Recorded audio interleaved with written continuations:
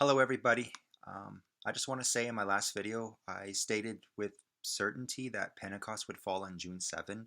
After going back through the calendar and counting and the underlying calculation step by step again, I just discovered an error that I cannot ignore.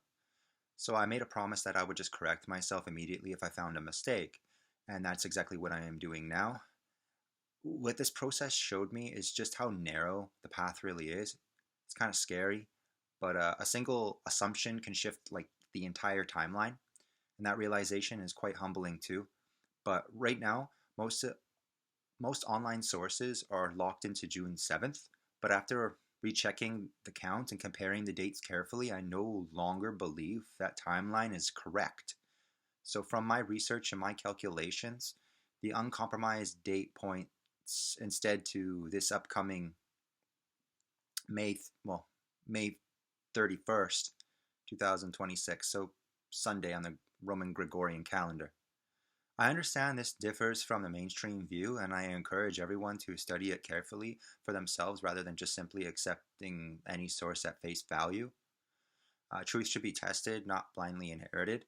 So look at how the Christians are, just for example, and just look how the Messianics are too. For example, they just walk around acting like the Creator's appointments are optional and decorations that can just be adjusted based on their own convenience. Fortunately, I need you to listen to me very carefully right now. The reason why I'm letting you know this is because we need to really keep his appointed times.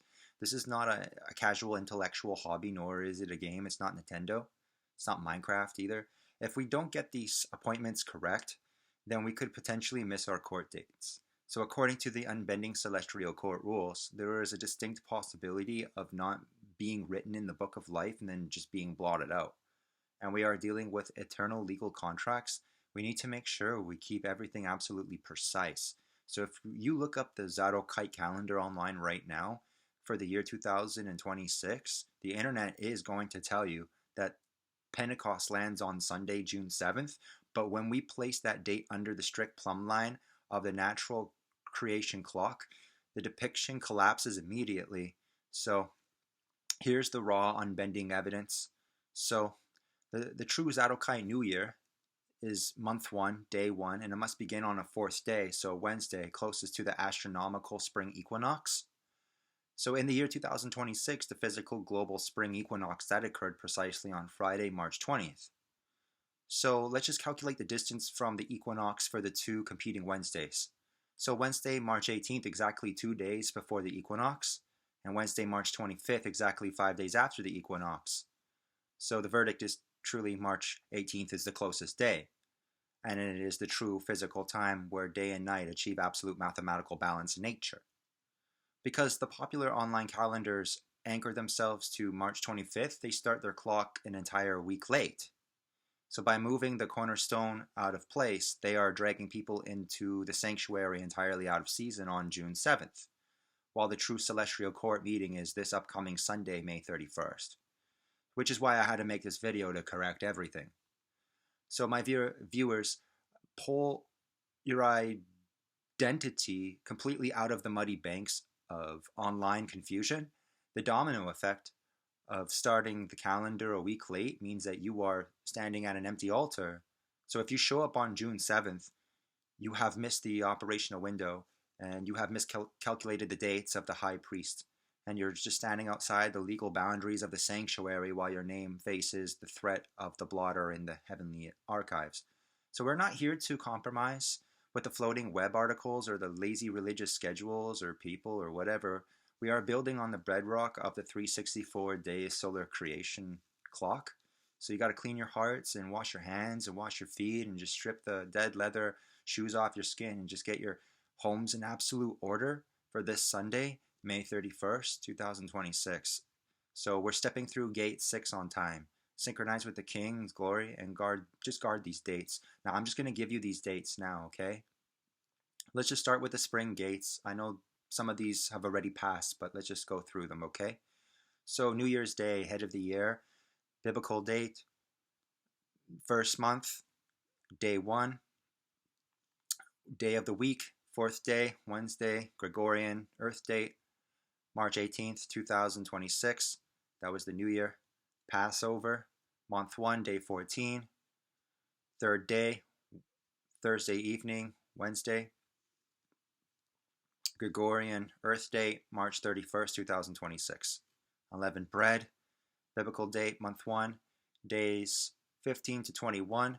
Days of the week starts on the 4th day, Wednesday. Earth date, April 1st to April 7th, 2026.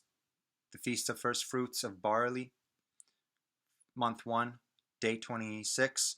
First day, Sunday. Earth date, April 12th, 2026. Feast of Weeks, Pentecost. Month 3, day 15.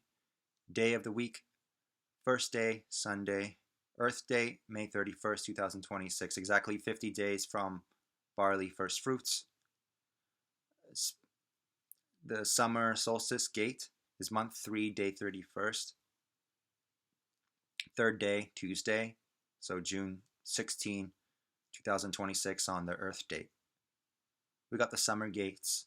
So the Feast of New Wine, month 5, day 3, day of the week, first day, Earth date would be July 19th, 2026, exactly 49 days, 7 Sabbaths complete from Pentecost. Feast of New Oil, month 6, day 22, day of the week, first day, Sunday, right? Earth date, September 6, 2026, exactly 49 days, 7 Sabbaths complete from New Wine. Autumn Equinox Gate, month 6, day 31st, third day, Tuesday. Earth date, September 15th, 2026. We got the Autumn Gates, so day of Trumpets, month 7, day 1, fourth day, Wednesday. Earth date is September 16, 2026. Day of Atonement is month 7, day 10.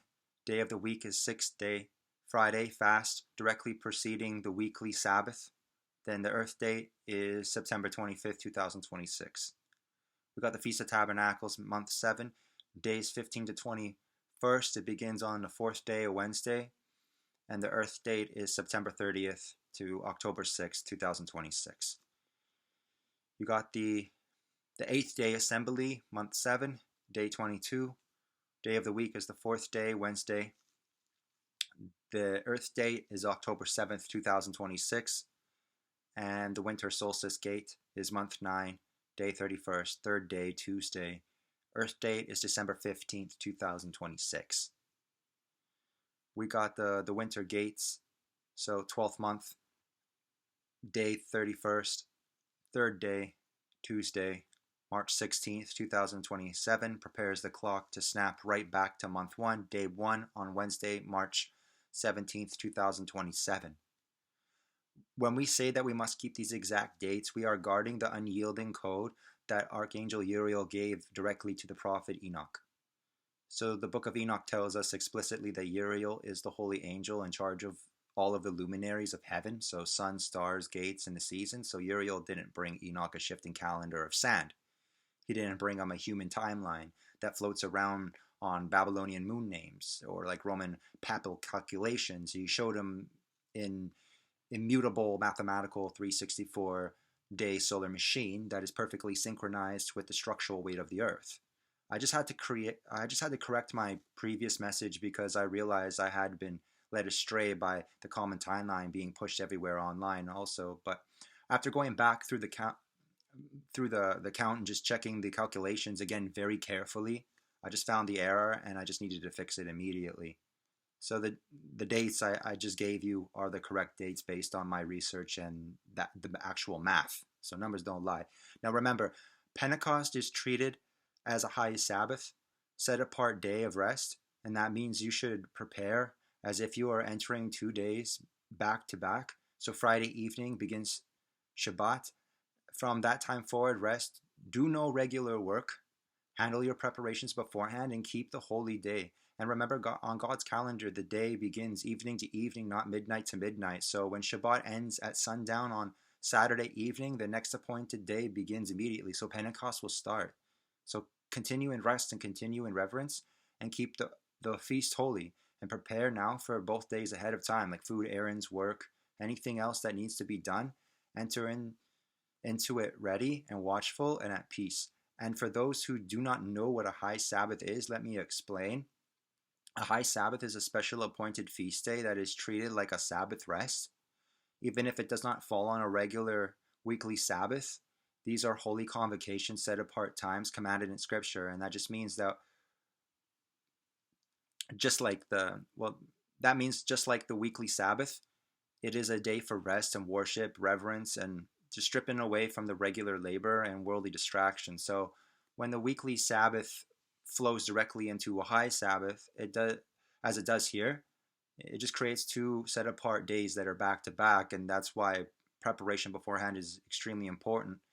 And when one of these appointed times land on what the world calls Sunday, well, this is one of the rarest times that the day is actually being kept holy because it is tied to Yahweh's appointed calendar, not some human tradition or custom. Like, for instance, the Christian world wakes up every single week and automatically treats Sunday as holy based on some papal decrees and Roman sun worshipping history and human tradition, and they are just standing on shifting sand. But this week, the cosmic clockwork of Archangel Uriel has spun around, and the true heavenly court has officially booked that exact 24-hour block as mandatory unbending high Sabbath.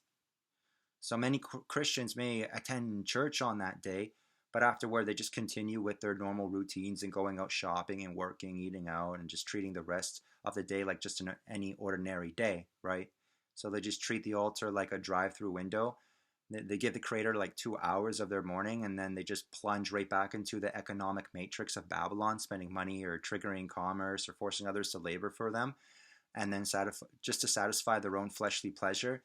But Scripture describes the Sabbath and high Sabbath as strictly set apart times of absolute rest and deep reverence and complete ceasing from regular labor. And it's not an event it's not an event you attend. It's a holy zone you inhabit for the entire duration of the day. For it is for as it is written, remember the Sabbath day to keep it holy. Exodus 20 verse 8. If you study Exodus very carefully, you will see exactly how Yahweh treats his appointed times and his commandments.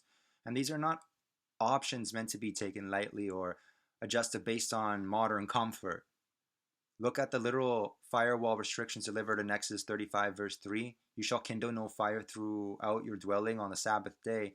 In the ancient wilderness camp, to kindle a fire meant physical exertion, like gathering wood, striking flint, lifting heavy loads, and preparing raw material. It was the ignition of human labor. No commercial transactions, buying, selling, eating out at restaurants, forces the cook, the waiter, and the cashier to kindle fire and labor on your behalf. And you become legally liable in the celestial court for causing another beautiful poor soul to violate the rest of the king. The penalty of presumption in Numbers 15, verse 32 to 36, a man was caught gathering sticks of wood on Shabbat day, and he didn't commit murder, nor did he commit theft, but he simply just picked up wood to kindle a fire, and Yahweh didn't give him a grace pass. He just issued a direct courtroom execution order, and the man was stoned to death outside the camp. So if you have never celebrated Shabbat before, then this is your turn to learn. As these appointed times approach, make this your study focus. Learn what Shabbat is, why it matters, and how Yahweh established it from the beginning. Like, really dig into it now, because many of the feast days are also high Sabbaths. And if you do not understand Shabbat, it becomes very difficult to understand how to properly keep these feast days, because everything just connects together. Because if you are faithful in little, you will be faithful in much.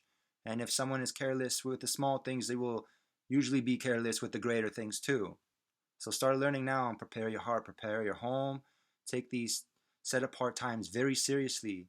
And remember, even the stork knows its appointed times. As Scripture says, even the stork in the heavens know her appointed times. And the turtle dove and the swallow and the crane keep the time of their coming, but my people do not know the judgment of Yahweh.